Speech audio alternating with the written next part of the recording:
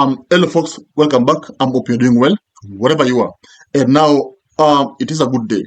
So, the country is now shaken, of course, after a video surfaced about Murkomen actually saying that the chiefs should rally watafute unregistered IDs. Mobile kits tutashirikiana na governor hapa na senator na women rep na MPs tuhakikishe na MCS especially.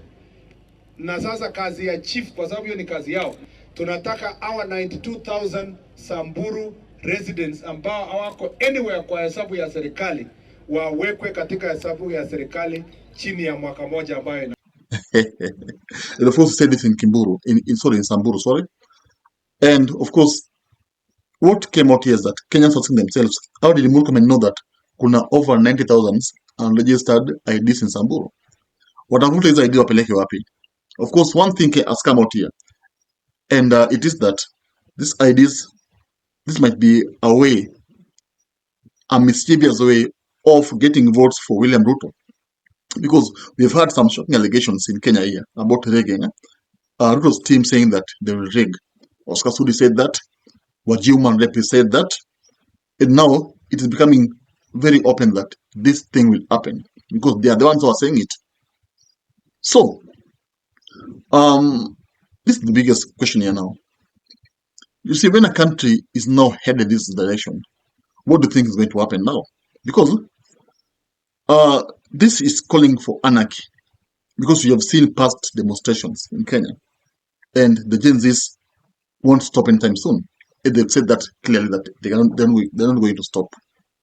But when reckless leaders from the government, utter such dangerous utterances about rigging, and of course rigging no one vita. In 2007, people fought. Even 2017, people fought. So when the government now, the most unpopular government, is now boasting of how they use power to rig elections, this becomes so sensitive, and this might lead to the most damaging anarchy Kenya jaiona. Kweli. And now, when it reached ikifika state, now the military has to intervene. Kweli. And we've seen even Mudavadi himself, trying to tell Kenyans that wasikubali Kenya iende kama Burkina Faso, whereby Burkina Faso ilichukuliwa na military. Traore is now the leader there. So Mudavadi was trying to tell Kenyans wasikubali Kenya ichukuliwe na the army. Why do you think so? Because they have sensed danger. No. They know that this country where it is headed, army is going to take over. That's why Ruto even, swiftly changed the top leadership ya army na military.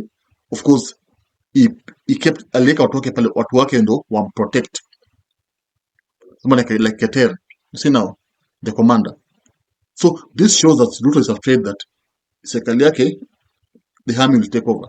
Because one reason is very simple. There's no way Ruto will win elections. Kweli. I can tell it. Because even just take a look at what's happening now in Mount Kenya. Mount Kenya will pay to Ruto Kura. Mount Kenya is the one that gave him the votes. Kweli. And now Mount Kenyans don't want to see him. That's why you will never see Ruto going to Mount Kenya to campaign. He's afraid because Gachagua has locked the Mount Kenya, and Mount Kenya is now not accessible to Ruto. So who will vote for him? And Raila Odinga said that he is not going to support Ruto in 2027. So of course he's left alone. He's only left with Rift Valley. That of course can't even give him 1 million votes. No. So what does he do? He collects IDs. Of course, he forced to force himself to power. In fact, we even have Somalis who are now influxing. There's a big influx in Kenya from Somali.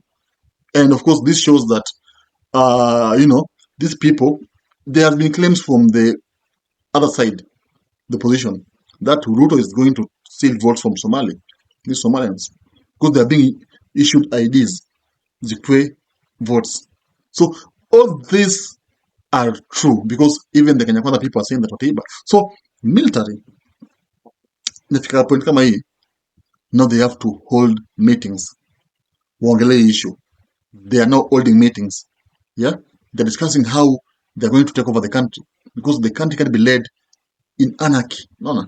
Because the government is the one causing anarchy in the not the Gen Zs, the government, because they're the ones boasting of how they are going to steal elections. When other police shoot watu, they're the ones causing this chaos. No. Even the president himself, our president saying that police should shoot protesters. I mean, how would you say that? Uhuru never did so. Kibaki never did so. Even Kenyatta, even Moi, as ruthless as he was, hakuwahi sema kwamba polisi washoot watu. So he's the one calling for anarchy. So you should not blame Gachagua. Ni yeye. No. Even these goons we are seeing destroying supermarkets. These goons are the ones. These people are being paid by the government. That's what I'm saying. Because we've even seen goons being escorted by police. We've seen goons attacking, Gen Zs. This shows that these goons are not with the Gen Z. These are people who have been organized and transported and paid to actually destroy property, so that the president can now say that hii maandamano siitaki, hii maandamano tolewe, au tushutini. It's a way of scaring away the Gen Zs. See now, that's what I'm saying. All these things just cause anarchy, and now ikifika situation whereby the country is ungovernable, the army takes over. Haiti, the prime minister, resigned all because his country was not governable. No. You've seen even Zimbabwe. Mugabe alitolewa by the army because Mugabe alikuwa anasumbua watu. The late Mugabe actually, because he died, so I need to refer to him as the late. So, as I'm saying, these reckless statements from Ruto's allies will actually do Ruto bad, because now Kenyans are now in fear, and Kenyans now have seen there's no way they will face elections. Sorry, what will happen? Kutakuwa na maandamano, because the people of Kenya, they just want Ruto to leave office. Kweli. Doesn't matter what he says. No, he's trying to change it that hii maandamano ni ya Kikuyu. No. It's the whole country. Because it's happening in Mombasa, Kisumu, Nakuru, wapi. So it's the whole country. No. Narok. No. So, when this happens, and you're hearing about rigging, if you're rigging, of course, this is just dangerous. And when it comes to this point, military war inachukua serikali. And now, as I'm talking to you now, there are serious discussions going on about one of the reasons why I'm saying this. Remember, even item ya Gen Z's maandamano, the army was ordered to actually stop this maandamano, but we never saw a single army, shooting at protesters. We only saw policemen, some rogue ones, but army walikuwa tu wanasamiana na protesters, because they feel that it's not fair to fight your own people. The army's main work is to defend the country against external attacks from other countries, not to fight your own people. How do you fight people who are defenseless? You have bombs. How to do that? It's not even, honorable. When you're an army, you have to do things that are honorable. Adokiwawa, you did things that are honorable. But when the army dies fighting Gen Zs, that's not honorable. You die as a coward. No. So that's what I'm saying. Even when votes na kila kitu will do Ruto bad. Ajui tu, but it will do bad. It will do him bad, because Kenyan voters accept that. So the best thing he should do, should just lower the cost of living and try and win back the trust of our Kenya to vote him again, but not using crooked means to actually, stay in power, because it will just backfire. Subscribe, tell me what you think, and thank you.